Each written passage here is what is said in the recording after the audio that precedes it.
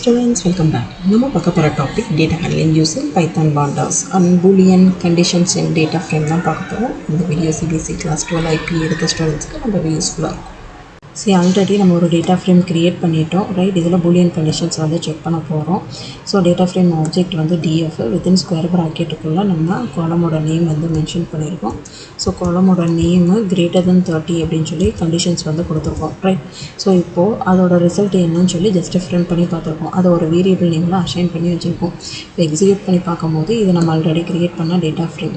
இதில் நான் பீப்புள் அப்படின்ற காலமில் கிரேட்டர் தென் 30 மட்டும் செக் பண்ணுறேன், ரைட்? இல்லை ஏ அப்படின்ற ரோ வந்து எனக்கு ஃபால்ஸ் ஆகும். ஏன்னா as per the condition greater than 30 அப்படின்றனால இது ஃபால்ஸ் ஆயிடுச்சு. ரிமைனிங் இருக்கிற எல்லா வேல்யூஸுமே நம்மளுக்கு ட்ரூன்னு சொல்லி டிஸ்பிளே ஆகிருக்கு. இது வந்து சிங்கிள் பூலியன் கண்டிஷனை வச்சு செக் பண்ணுறது. Next topic comparing multiple Boolean conditions, ஓகேவா? ஸோ நம்ம ஆல்ரெடி க்ரியேட் பண்ண டேட்டா ஃப்ரேம்லேருந்து ஒரு வேரியபிள் நேம் டிக்ளேர் பண்ணிவிட்டு நம்மளுக்கு யூஸ்ஃபுல்லாக நம்ம சிங்கிள் பூலியன் கண்டிஷன் பார்த்தா அதே மாதிரி தான்.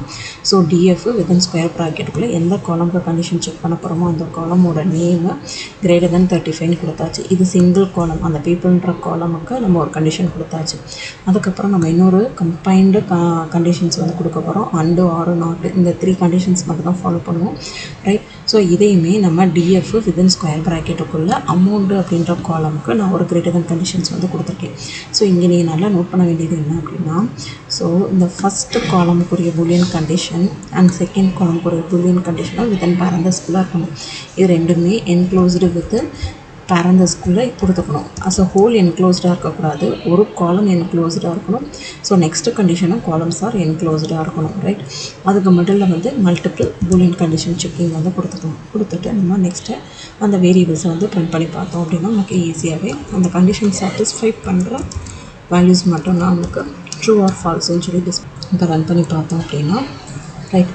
மல்டிபிள் பூலியன் கண்டிஷனில் நம்ம செக் பண்ணும்போது பீப்புள் கிரேட்டர் தென் 35 இருக்கணும். அதே மாதிரி அமௌண்ட்டு 4 lakhsக்கு மேலே இருக்கிற கண்டிஷன் மட்டும்தான் நமக்கு ட்ரூ ஆர் ஃபால்ஸ்ன்னு சொல்லி டிஸ்பிளே பண்ணும். இங்கே எந்த ஒரு ஸ்பெசிஃபிக் காலமில் 2 காலமே நம்ம கம்பேர் பண்ணியிருக்கோம், ரைட்? கண்டிஷன் செக் பண்ணியிருக்கோம் பீப்புள் அமௌண்ட்டுக்கும். ஸோ அதை இண்டெக்ஸை வச்சு நம்மளுக்கு டிஸ்பிளே பண்ணியிருக்கு. ஸோ ஃபஸ்ட்டு 2 ரோஸும் ஃபால்ஸு அண்ட் 4th ரோவும் ஃபால்ஸு, ரிமைனிங் வந்து அந்த கண்டிஷனுக்குள்ளே சாட்டிஸ்ஃபை ஆனதுனால ட்ரூ அப்படின்னு சொல்லி பிரிண்ட் ஆகிருக்கு. ஸோ நெக்ஸ்ட் டாபிக் பூலியன் கண்டிஷனை யூஸ் பண்ணி நியூ காலமாக க்ரியேட் பண்ண போகிறோம். அந்த காலம் நம்மளோட டேட்டா ஃப்ரேமுக்கு பக்கத்துலேயே எக்ஸ்ட்ராவாக ஒரு காலமாக ஆட் ஆக போகுது, ஓகேவா? ஃபைன்.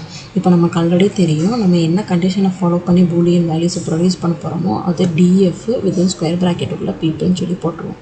போட்டுட்டு condition greater than less than or equal to less than or equal to என்ன கண்டிஷனை ஃபாலோ பண்ணுறோமோ அந்த கண்டிஷனை ஃபாலோ பண்ணிவிட்டு என்ன வேல்யூஸோ அந்த வேல்யூஸை பாஸ் பண்ணியாச்சு. ஸோ என்டையராக அந்த பூலியன் கண்டிஷனை நம்ம ஒரு காலம் க்ரியேட் பண்ணி அசைன் பண்ண போகிறோம், ரைட்? ஸோ டேட்டா ஃப்ரேம் ஆப்ஜெக்ட்டுக்குள்ளே ஸ்கொயர் ப்ராக்கெட்டுக்குள்ளே காலம் நேம் மட்டும் மென்ஷன் பண்ணிட்டோம் அப்படின்னா, ஸோ இது நியூ காலம் க்ரியேஷன்லேயே நம்ம பார்த்துருப்போம். ஸோ மோர் பீப்புள் அப்படின்னு சொல்லி நமக்கு ஒரு காலம் நேம் க்ரியேட் ஆகிட்டு நம்ம ஃபில்டர் பண்ண இந்த பூலியன் கண்டிஷன் இந்த மோர் பீப்புள் அப்படின்ற காலமில் ஆட் ஆயிடும். அப்புறம் நம்ம டிஎஃப்ஏ பிரிண்ட் பண்ணி பார்க்கலாம், ஏன்னா இது ஒரிஜினல் டேட்டா ஃப்ரேமில் தான் அஃபெக்ட் ஆகுது. ஸோ நம்ம எந்த ஒரு வேரியபிளையும் அசைன் பண்ண வேண்டியதில்லை, ஜஸ்ட்டு டிஎஃப்ஏ பிரிண்ட் பண்ணி பார்த்தோம் அப்படின்னா நமக்கு ரிசல்ட் கிடைக்கும்.